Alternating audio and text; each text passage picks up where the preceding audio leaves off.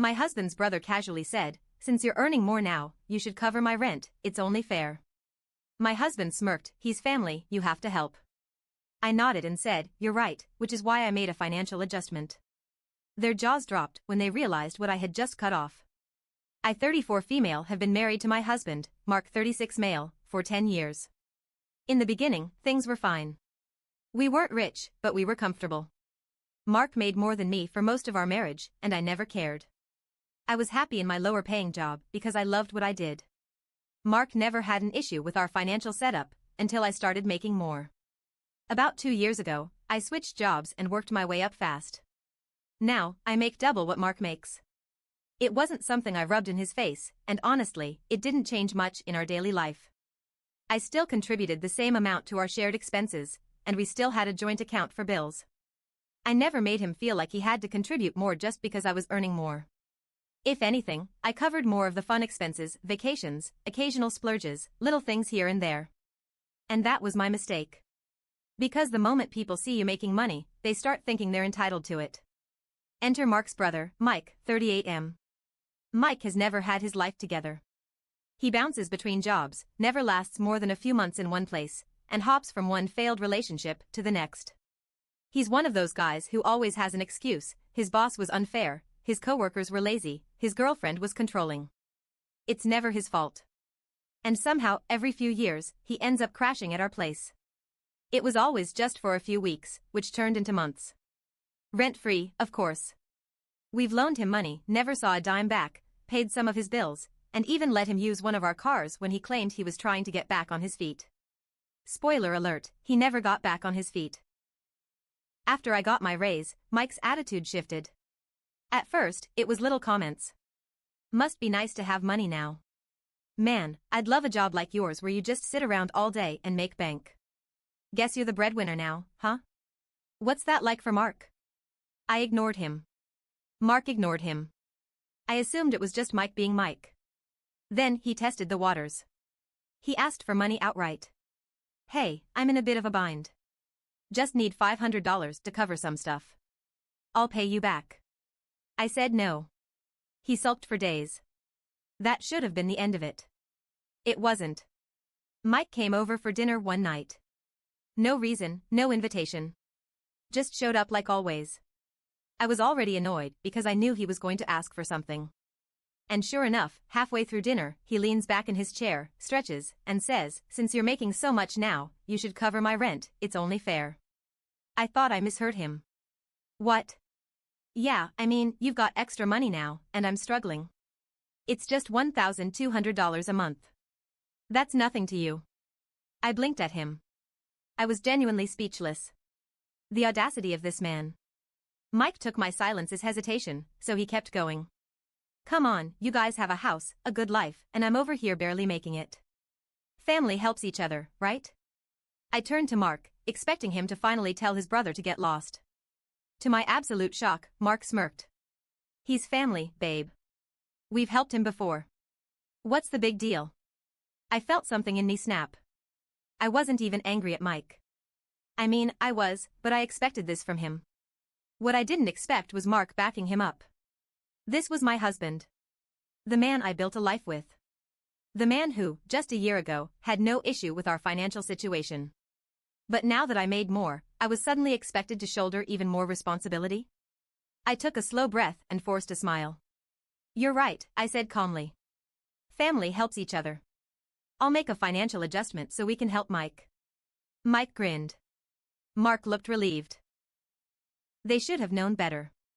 The next morning, I got to work. First, I called our bank. We had a joint account for bills, but my paycheck went into my personal account before I transferred my portion into the shared one. I went ahead and cut Mark off from my personal account completely. I also moved the exact amount needed for my share of expenses into the joint account and nothing more. Second, I went through all of our expenses. Guess what I found? I had been covering way more than I realized. Netflix? My card. Hulu? My card. Amazon Prime? My card. Mark's gym membership? My card. Mark's car insurance? My card. Mark's credit card?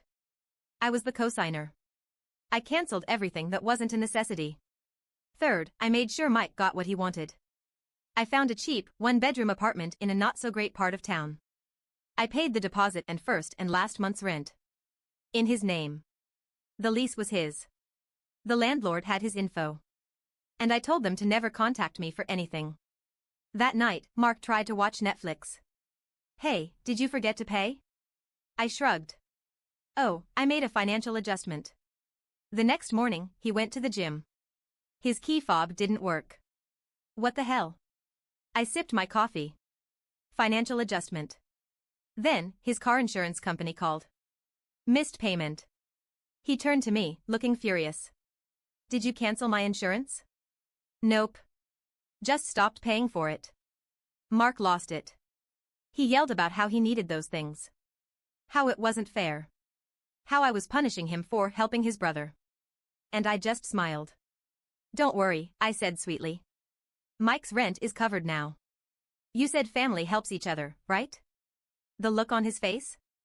Absolutely priceless. Then I pulled out the lease agreement for Mike's new apartment. Oh, and good news. Mike has his own place now. He moves in next week. Mark paled. Mike turned red. And me? I was just getting started. The moment I placed that lease agreement on the table, the entire mood in the house shifted. Mike shot up from his chair like I had just set him on fire. What the hell is this? He barked, snatching the papers. Your new apartment, I said smoothly.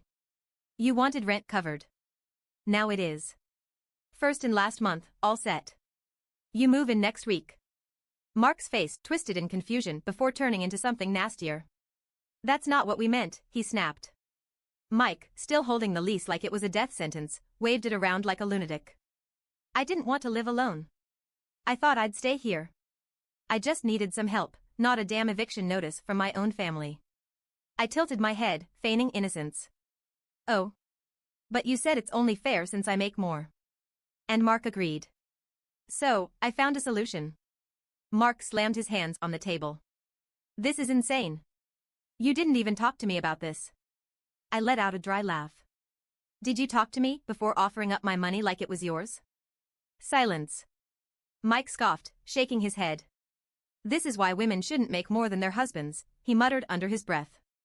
I froze. Mark didn't even react. I slowly turned to face Mike, and he must have realized he'd messed up because his smug face cracked just a little. What was that? I asked, my voice eerily calm. Mike took a step back, but his ego got the better of him. I said, he repeated, this is why women shouldn't make more than their husbands. They get power-hungry and start acting like they run the show. I smiled. A slow, deliberate, dangerous smile. Oh, Mike, I said sweetly, leaning closer, you have no idea how much worse this is about to get for you. I spent the next 2 days making more adjustments. Step 1, a little wake-up call. I called Mike's new landlord and arranged for him to get the keys early. Then I packed up every single item he had in our house, his clothes, his gaming console, his stupid collection of Funko Pops, everything, and dropped it off at his new apartment. No warning. I left a sticky note on top, your new kingdom. Enjoy. When Mike came home that night and found all his stuff missing, he went ballistic. Where's my stuff? At your place, I said, not even looking up from my book. Mark was rubbing his temples like he was on the verge of an aneurysm. Mike stormed over. You can't just throw me out. I didn't, I said. I moved you into your new, fully paid-for place. Why aren't you thanking me? That's when I saw it. Mike wasn't just angry. He was scared. And that's when I realized he wasn't using us just for the money. He had nowhere else to go. No friends. No savings. No girlfriend to mooch off. For the first time in his entire life, he was alone. And he hated it. Good. I wasn't done yet. The next morning, Mark woke up and reached for his phone. Hey, my phone bill isn't paid. Oh yeah, I said casually. I took my name off that too. It's in your hands now. He groaned. Come on, babe. This is getting ridiculous. I slid my coffee across the counter toward him. You called me ridiculous when I refused to pay for your brother's rent. Now, I'm just making things fair, like you said. His jaw clenched. He knew he had nothing to say. Then he tried one last move. Fine. If you don't want to help my brother, at least keep things the way they were for us. This isn't just about him anymore. I laughed. Like, actually laughed. Oh, Mark, I said, shaking my head. You were fine with everything when it benefited you. But now that you're feeling it too? Now it's a problem? He stayed quiet. And that's when I saw it. The look in his eyes. The calculation. He wasn't trying to fix anything. He was just trying to get back in control. I stared at him for a long time. And then, I made one final adjustment.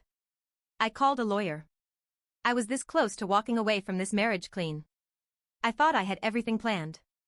But I was not prepared for what happened next. A week after I cut Mark off financially, he came home drunk. Slurring. Angry. You're destroying our family, he muttered, slamming his keys on the counter. All over money. I stayed calm. No, Mark.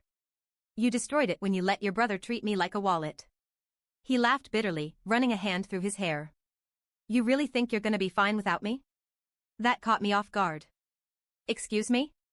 He leaned in, smiling too wide. You think you've got this all figured out, huh? You think you're so smart, so independent. But guess what, sweetheart? That lawyer you called? He's our lawyer. My blood ran cold. What are you talking about? Mark grinned. You don't think I saw this coming? You don't think I prepared? My stomach turned. And then he said something that changed everything. I've been moving money around too. I felt like the room tipped sideways. What did you do? Mark took a slow sip of his beer, enjoying this.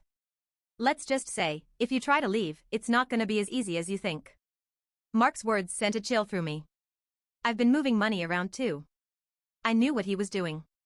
I just didn't know how much damage he had already done.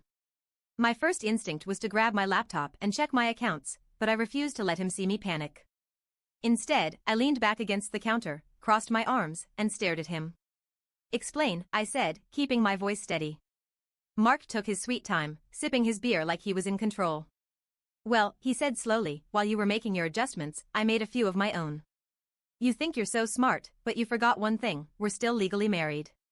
My stomach tightened. So? I asked, keeping my face blank. Mark smirked. So, babe, you're not the only one who can play the money game. I've been adjusting too. Little by little. A transfer here, a withdrawal there. Nothing big enough to raise a flag, just a little extra padding for me, from our joint account. I clenched my jaw. How much? He grinned. Enough. I didn't say another word to him that night. Instead, I waited until he passed out drunk on the couch, grabbed my laptop, and logged into our accounts. And then I saw it. Over $15,000 gone. Not all at once. Not enough to cause an obvious red flag. But over the past 6 months, he had been quietly siphoning money from our shared savings account into a separate one. In his name. And the worst part? The withdrawals started before the argument about Mike. That meant this wasn't just about his brother. Mark had been preparing for this long before I ever cut him off. This was planned. He had been waiting for the moment I finally pushed back, so he could push harder. I sat there for hours, going through every detail. Mark was sloppy. He left trails. I could see which accounts the money had gone into. And if I could see them, that meant my lawyer could too. I should have felt relieved. But then I saw one more transaction. And my blood ran cold. He had taken out a loan. A $20,000 loan. In my name. That's when I realized Mark wasn't just trying to drain our savings. He was trying to leave me with debt. I felt my hands shake. This wasn't a fight over rent. This wasn't about Mike. Mark was trying to financially ruin me. And I had no idea why. I called my lawyer first thing in the morning. I told them everything. They reassured me the withdrawals could be traced, that we could go after the money in the divorce, that I could dispute the loan. But I couldn't shake the feeling that there was something else I was missing. I needed proof. And then I remembered, Mark is careless when he drinks. So, I waited. For the next 2 days, I played nice. I let him think he had one. I let him think I was scared. And on the third night, after a few beers, I asked him, so, where's the money? He laughed. Why? You planning to take it back? No, I said, keeping my voice light. I just want to know how smart you really are. Mark smirked. Oh, I'm smart, babe. Smarter than you. Smarter than you ever thought I was. I tilted my head. Then tell me. He leaned in. And then, in a whisper, he spilled everything. It wasn't just the money. It wasn't just the loan. Mark had been planning this for a year. A year. Ever since I got my raise, he had been moving things behind my back. Because he was seeing someone else. Not just seeing. He had been supporting her. With our money. And that $20,000 loan in my name? It wasn't for him. It was for her. I felt like I had been punched in the gut. Mark sat back, watching my face, waiting for me to explode. Waiting for me to break. I didn't. Instead, I smiled. Because Mark had just sealed his own fate. I sat there, watching Mark smirk like he had just won some grand game. He thought he had me backed into a corner. He thought I would cry, scream, beg. But I didn't. Instead, I took a slow sip of my wine, placed the glass down, and smiled. Wow, I said. You really thought you were going to get away with this, huh? Mark's smirk wavered for a second. What's that supposed to mean? I leaned in. It means, sweetheart, I said, my voice dripping with mock affection, that you might have been moving money, but I've been moving things too. His face dropped. What the hell are you talking about? I stood up, walked over to my bag, and pulled out a folder. This, I said, dropping it in front of him, is everything I've gathered in the past week. Bank statements. Loan documents. Transfers you made. In my name. Mark's face turned pale. Where did you get this? I have my ways, I said simply. He flipped through the papers, his breathing getting heavier. Then, I hit him with the final blow. And this, I said, pulling out one more paper, is proof of your little affair. His eyes snapped up. You're lying. Am I? I tossed the document onto the table. It was a bank transfer receipt from our account to some unknown woman's account. The description? For rent, my love. Can't wait to see you again. I let that sink in. Mark's mouth opened and closed. He looked like a fish gasping for air. Don't, I said, holding up a hand. Don't lie. Don't try to spin this. You got caught. Own it. Silence. Then, from the hallway, a voice. Well, this is awkward. I turned. And standing in the doorway was Mike. I had completely forgotten he was still staying here. Mike walked in, slow, lazy, dragging his fingers through his hair like he had just woken up. So, he said, looking between us. Mark's been screwing around? Figures. Mark's head snapped toward him. Shut the hell up, Mike. This isn't your business. Mike laughed. Oh, no, man. It definitely is. He pulled out his phone and waved it in the air. See, I heard everything from the hallway. Recorded it, too. My eyebrows shot up. You recorded it? Mike shrugged. Hey, I might be a mess, but I'm not stupid. I had a feeling Mark was screwing you over, but damn, this is next level. Mark lost it. He lunged for Mike, grabbing his shirt. Delete it. Mike just grinned. Make me. I should have stopped them. I should have stepped in. But you know what? I let them fight. Mark threw the first punch, but Mike was bigger. He shoved Mark back, sending him crashing into the kitchen counter. Bottles and glasses shattered everywhere. Mark stumbled, wiping his bleeding lip. You bastard, me? Mike scoffed. You're the one who spent years treating me like a loser while you were out here playing sugar daddy with our joint money. Mark looked at me, desperate now. Are you really gonna let him do this? I folded my arms. I didn't tell him to record you. But I'm definitely not stopping him. Mark turned red. He knew he was trapped. And then, he did what all cowards do. He ran. Grabbed his keys. Stormed out the door. Slammed it so hard the walls shook. Silence. For the first time in years, my house felt empty. Mike let out a low whistle. Well, that was a train wreck. I turned to him. You actually recorded it? He held up his phone. Full audio, crystal clear. Wanna send it to your lawyer? I blinked. Mike, the mooch, the screw-up, the walking disaster, had just given me the final nail in Mark's coffin. Yeah, I said, exhaling. Send it. I filed for divorce the next morning. Between the financial records, the loan fraud, and the affair, Mark had no leg to stand on. My lawyer froze our accounts before he could take another dime. And since he put the loan in my name, but the money went to his mistress? The bank opened a fraud case. Mark was fed. Oh, and the mistress? She dumped him the moment his money stopped coming. Couldn't have happened to a nicer guy. Mark? Last I heard, he had to move in with his parents. They weren't happy about it. Oh, and because he had no money left, he had to borrow from Mike. Let that sink in. Mike, the guy he always looked down on, had to lend him money. Mike? Still a mess, but a little less of a mess. He actually found a job. Paid me back half of what he owed. And honestly? I think, for the first time in his life, he actually learned something. Me? I'm free. Financially. Emotionally. Mentally. And let me tell you something. I have never slept better.